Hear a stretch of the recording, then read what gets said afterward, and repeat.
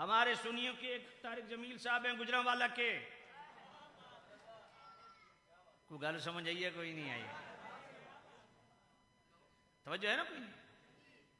तो वो कहते हैं तुम मौलवियों ने तकड़ियां लगाई हुई हैं, ईमान तोड़ रहे हो, ये अफजल तो वो अफजल, सारे अफजल। मैंने कहा ना ना, सारे अफजल नहीं, तकड़ी मैं नहीं लगा रहा, तकड़ी मेरे नबी ने लगाई है। ये हम पे धौंस मत जमाओ कि हमारी इतनी फॉलोइंग है गई तो फॉलोइंग।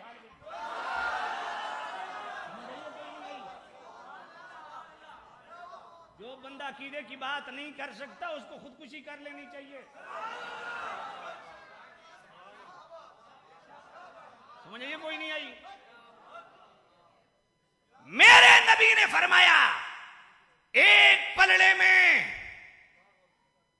तमाम की ईमान रख दो, उसी पलड़े में हजरत उमर कभी, हजरत उस्मान कभी, मौला अली कभी, मौला हसन कभी, मौला हुसैन कभी, जमी साहबा वाले बैत कभी, तमाम अगवास अख्ताब औताद अब्दाल, तमाम नुजबा शुरफा उज़मा कुबरा, सालिहीन आमिलीन कामिलीन आरिफीन आबिदीन, सबके एक पलड़े में रखो, दूसरे पलड़े में अकेले सिद्दीक